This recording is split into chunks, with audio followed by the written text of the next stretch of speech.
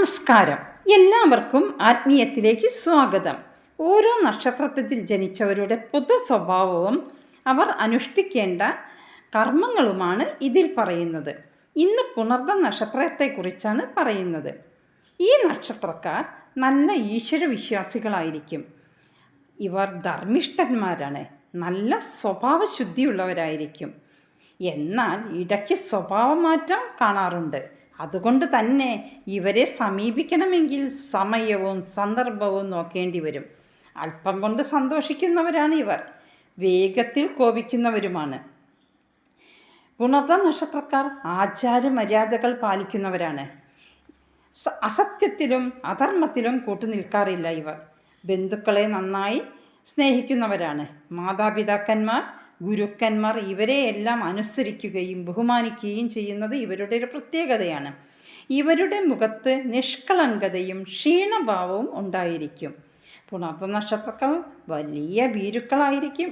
ഇവർ എല്ലാ വിഷയത്തിലും വിജയിക്കുമെങ്കിലും വ്യവസായത്തിലും അന്യരെ സേവിക്കുന്ന കാര്യത്തിലും പൂർണ്ണ പരാജയമാണ് ഇവർക്ക് കണ്ടുവരുന്നത്. കലാകാരന്മാർ, അധ്യാപകർ എന്നീ മേഖലയിൽ ഇവർക്ക് വിജയിക്കാൻ കഴിയും.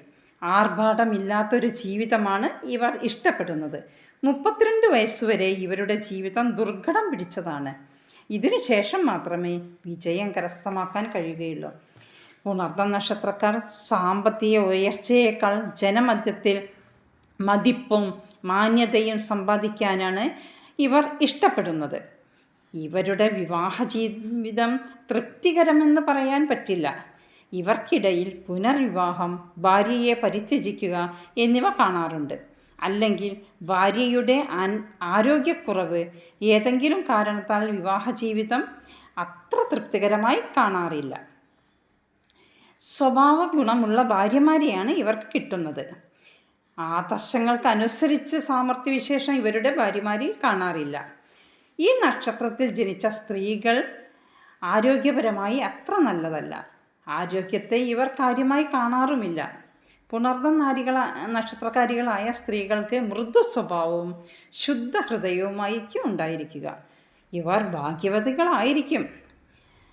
പുണർദ നക്ഷത്രത്തിന് ചില പ്രതികൂല നക്ഷത്രങ്ങളുണ്ട്. അവ ഏതെല്ലാം എന്ന് നോക്കാം.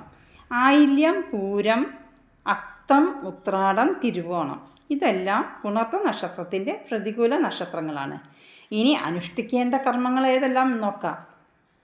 പുണർദം, വിശാഖം, പൂരിട്ടാതി ഈ നക്ഷത്രങ്ങളിൽ ക്ഷേത്ര ദർശനം വളരെ ഉചിതമാണ്. പുണർദവും വ്യാഴാഴ്ചയും വരുന്ന ദിവസങ്ങളിൽ വ്രതം അനുഷ്ഠിക്കുക, വിഷ്ണു പൂജ നടത്തുക എന്നിവ വളരെ ഫലപ്രദമാണ്. പതിവായി വിഷ്ണു സഹസ്രനാമം ചൊല്ലുന്നത് ഉചിതമാണ്. മഞ്ഞ, ക്രീം തുടങ്ങിയ നിറങ്ങൾ ഇവർക്ക് അനുകൂലമായി കാണാറുണ്ട്. ഈ നക്ഷത്രത്തിൻ്റെ ദശാനാഥൻ വ്യാഴമാണ്. പുണർദം നക്ഷത്ര ദേവത അതിഥി. അതിഥിയെ പ്രീതിപ്പെടുത്തുന്നത് വളരെ നല്ലതാണ്. ദിവസവും രാവിലെ അതിഥി മന്ത്രം ചൊല്ലുന്നത് ഈ നക്ഷത്രക്കാർക്ക് ഗുണം മാത്രമേ ഉണ്ടാവുകയുള്ളൂ. മന്ത്രം ഇതാണ്: ഓം അതിഥദ്യോരതിഥി അന്തരീക്ഷമതിർമാത സ പൈത സപുത്ര വിശ്വദേവ അതിഥി പഞ്ചജന അതിഥി ജാതമതിർ ജനിത്വം ഓ അതിഥയേ നമഃ. നക്ഷത്ര മൃഗം പൂച്ചയാണ്. പുണർദ നക്ഷത്രക്കാരുടെ വൃക്ഷം മുള. ദേവഗണത്തിൽപ്പെട്ടവരാണിവർ. സ്ത്രീ യോനിയാണ്. ഈ നക്ഷത്രത്തിൻ്റെ പക്ഷി ചകോര. ഭൂതം ജലമാണ്. പുണർദ നക്ഷത്രത്തിൻ്റെ ദശാനാഥൻ വ്യാഴമായതുകൊണ്ട് തന്നെ ഒരു വ്യാഴ സ്തോത്രം ചൊല്ലി നമുക്ക് നിർത്താവുന്നതാണ്. ലോകപൂജ്യോ ലോകഗുരുർ നീതിജ്ഞോ നീതികാരകഃ താരാപതിഞ്ചാം ഗിരിസോ വേദവേദ്യ പിതാമഹ. അടുത്ത ദിവസം പൂയ നക്ഷത്രത്തിൻ്റെ വിശേഷങ്ങളുമായി വരാം. ഇഷ്ടപ്പെട്ടാൽ ലൈക്കും സബ്സ്ക്രൈബും ചെയ്യാൻ മറക്കരുത്. ശുഭം.